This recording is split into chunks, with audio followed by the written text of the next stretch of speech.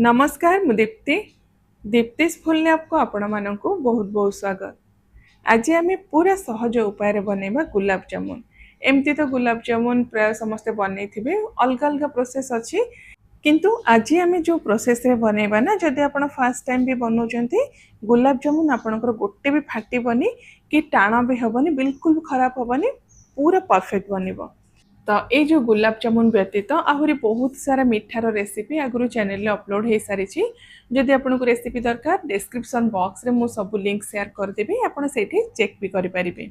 तो आशा करुच्ची रेसिपी समस्त को पसंद आसो, बिल्कुल भी स्किप करंतुनी, पूरा वीडियोटी को देखंतु। स्टेप वाइज मु रेसिपी शेयर करी सठिक माप सहित।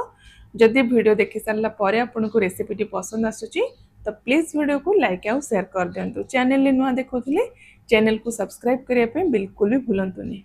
तो ये जो गुलाब जामुन बनवाई ना फर्स्ट आमको किसी खुआ दरकार। खुआरे आज आम बनवा आगर भी बहुत अलग अलग प्रकार अलग अलग प्रोसेस रे मु गुलाब जामुन रेसिपी शेयर करी। तो ये जो खुआटा ना जदि आप चाहिए घरे बनईकी नहीं पारे, ना मार्केट रू भी आप इजिली नहीं पारे। बहुत अलग अलग ब्रांड आसूची। आउ जदि मार्केट रे मिलूनी ताले जेकोसी मीठा दुकान रे भी बहुत इजिली आपको खुआ मिल जाव। तो ये मु स्टोर ब्रड बा पैकेट खुआ नहीं 250 ग्राम। खुआटा को फर्स्ट आप हाथ में टिके गुंड करदे, खंड खंड करदे, तापर पूरा नरम हवा जाए आप चकटे। किसी खुआरे मॉइस्चर परिमाण टिके बेसी थाए, आउ किसी खुआ टिके ड्राए थाए। सब बेले आप ट्राए करेंगे जिते भी मीठा बनाऊँच गुलाब जामुन बनाऊँच टिके नरम करके जो टिके मॉइस्चर बेसी थी से खुआटा आप यूज करेंगे। सुखिला खुआटा आप यूज करेंगे। तो ये भल भाव में आप हाथ में पापुली साहाय्य चकटिकी खुआटा को पूरा स्मूथ करदे। देखो हाथ में नहीं कि टिके चेक करेंगे, पूरा स्मूथ लगे दरकार, दाना दाना जमी बिल्कुल न लगे से ध्यान रखिए। तो एबे ना आम ए मिक्स करवा छेना। तो ये मु घर तैयारी छेना नहीं, आधा लिटर क्षीर मु छेना बाहर करी। जदि आप चाहिए छेना जगह आप पनीर को भी ग्रेट करके मिक्स करेंगे। जदि पनीर आप नौ 50 ग्राम आप पनीर ये ग्रेट करके यूज करेंगे। छेना भी जदि आप ने 50 ग्राम मापिकी ने, ना आधा लिटर क्षीर रू छेना बाहर करके आप यूज करेंगे। किंतु छेनाटा को आप टिके चिपुड़ी बेसी जमी मॉइस्चर न रही छेनाटा को चिपुड़ी ये मिक्स करेंगे। तापर बाइंडिंग फर्स्ट आम ये मिक्स करवा 3 बड़ चामच मैदा। मैदा मु फर्स्ट 3 बड़ चामच मिक्स करुच्ची, पर जदि दरकार पड़े आम 1-2 चामच एक्सट्रा मिक्स करवा। तापर ये देखो 1/4 चामच पूरा लेवल करके मापिकी मु नौची बेकिंग पाउडर। आउ जदि मेजरिंग स्पून नहीं तो नॉर्मल घरे जो चामच आप यूज कर देखा दूसरी केते बेकिंग पाउडर आप ने, से हिसाब से बेकिंग पाउडर आप मापिकी ने। 1/4 चामच आप ने बेकिंग पाउडर। सोडा बिल्कुल यूज करेंगे, बेकिंग पाउडर देकी भल भाव में मिक्स करेंगे। तो जदि छेनार आपंकर टिके बेसी मॉइस्चर थाए बा खुआटा टिके जदि मॉइस्ट थाए ताले मैदा आपको आउ टिके एक्स्ट्रा लगी पारे। जेहेतु ये छेना को मु भल भाव में चिपुड़ी यूज करी, खुआरे भी बेसी मॉइस्चर नहीं, से 3 बड़ चामच मुझे मैदा मिक्स करी। जदि आपको लगुच टिके बेसी सॉफ्ट अच्छे आपंकर जो डोटा छेनाटा, ताले आपण आउ 1-1.5 चामच मैदा ये मिक्स करेंगे। देखिए आप मिक्स करेंगे। तो भल भाव में गोले सारा पर एगेन आम यहाँ को हाथ पापुली साहाय्य भल भाव में 1-2 थर मिक्स करवा चकटी देवा। पूरा जमती छेना और खुआर डोटा सॉफ्ट और स्मूथ हो, दाना जमती बिल्कुल न रहिबो। तो एबे ना आम यहाँ कभर करके 5-7 मिनिट साइड रखीदे सेट हाँपाई। से टाइम भितर आम गुलाब जामुन सीरा बनईदेवा। सीरा देखूँ ये गोटे मेजरिंग कप रे 2 कप नहीं चीनी। चीनीर परिमाण टिके बेसी रखा, कहीं गुलाब जामुनटा जदि सीरार आमर बुड़ीकी रहा सीराटा बहुत इजिली आउ बढ़िया से गुलाब जामुनटा सोक कर।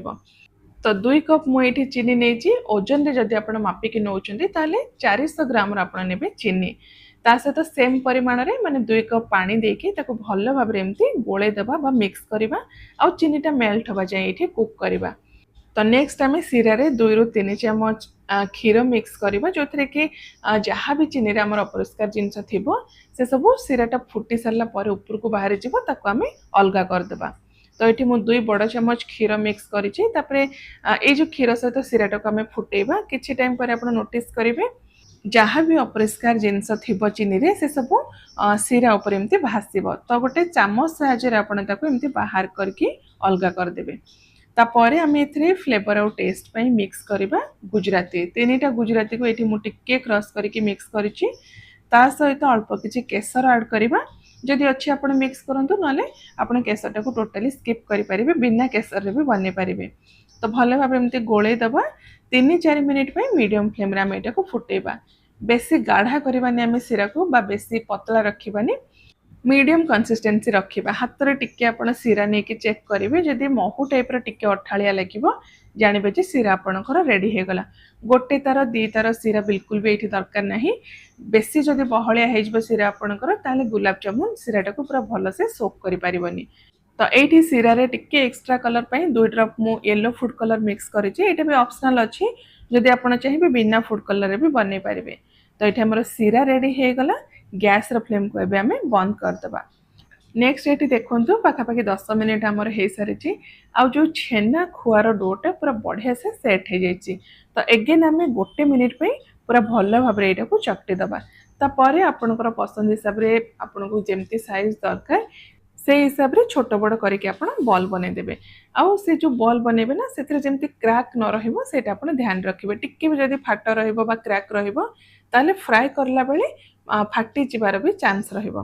तो से पूरा स्मूथ करके आप एमती राउंड करके जो सेप आप चाहते टिके लंबालिया करके भी आप बन पारे। तो देखो ये सब गुड़ाक मुझे बन देती आउठी ना जहाँ भी आम इनग्रेडिएंट्स यूज करेचे जी परिमाण आम नहींचे से अराउंड आपन को 30 रु 35टा मीडियम साइज रो गुलाब जामुन आराम से मिल जाव। देखो ये पाखापाखि 30 रु 32टा गुलाब जामुन रेडी होती मीडियम साइज रो। तो एबे आम ये फ्राए करवा फ्राए करने आप सब गोटे कथा ध्यान रखिए तेल जमी आपणकर बेसी गरम न हुए। तो आपड़ जब चाहिए घीर भी यहाँ फ्राए करेंगे मुझे तेल फ्राए करुच्ची। तो सबुठू फर्स्ट थिंग है तेल को आप लो फ्लेम रे गरम करेंगे जदि आप जापार तेलर टेम्परेचर तो हाथ आप तेल डिप करेंगे जदि आपण हाथ सही जाऊँगी तेलर जो टेम्परेचर पूरा परफेक्ट अच्छी बोले जानवे। तो हल्का उषुम तेल रे गुलाब जामुन सबको आप तेल रे पकईकी फ्राए करेंगे आउ ये नोटिस भी करें गुलाब जामुन पकईला धीरे धीरे से एमती बबल्स बाहर के ऊपर को उठुची। तो यहाँ हूँ तार परफेक्ट टेम्परेचर बेसी जदि गरम हो तेल ताले एकदम से आपणकर गुलाब जामुन ऊपर को एमती पड़े आसो ता सहित बहुत जल्दी ब्राउन हो भीतरटा कंचा रहा फुलबनी। तो से कम गरम तेल रे आउ लो फ्लेम रे गुलाब जामुन को आप फ्राए करेंगे आउ जेहेतु ये गुलाब जामुन परिमाण टिके बेसी थिला पाखापाखि 30टा होता। तो 2टा बैच रे मु फ्राए करुच्ची जदि आप बड़ जगह नौचंती टिके चौड़ा कड़े रे फ्राए करुचंती तेल टिके बेसी देकी ताले एट ए टाइम आप सब गुलाब जामुन को भी फ्राए करेंगे।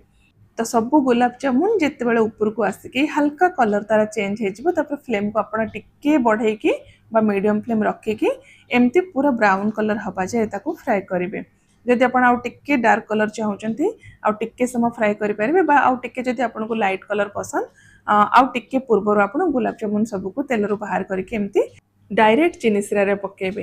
ये देखो 2टा जाक बैच मु फ्राए करके सीरा पकई देछि आउ सीरा पकेला बेले ना आप गोटे कथा ध्यान रखिए चीनी सीराटा जमती एक्सेस गरम नथिबो कि पूरा ठंडा है नथिबो मीडियम गरम बा टिके उषुम थिबो से स्टेज रे आपण गुलाब जामुन को तेल रू बाहर करके डायरेक्ट चीनी सीरा पकेकी ताको टिके एमती एपट सेपट करदेबे तापर कवर करके जदि टाइम आपन पाखरे अछि तो 7 ରୁ 8 घंटा ताको एमती छाड़देबे आउ जदि टाइम नहीं तो मिनिमम आप 2 घंटा एमती सीरा छाड़देबे से 2 घंटा भितर गुलाब जामुन पूरा बढ़िया से सीराटा को सोक करनब। जेहेतु मते सूट करिवार थिला तो 2 घंटा पर मुझे आपको देखा देखु पूरा बढ़िया से आमर गुलाब जामुनटा सीरा सोक कर पूरा नरम होती किंतु सफिशिएंट टाइम जदि आपन पाखरे अच्छी गुलाब जामुन को आप 7-8 घंटा पूरा बढ़िया से सीरा भितर छाड़ी दिंतु।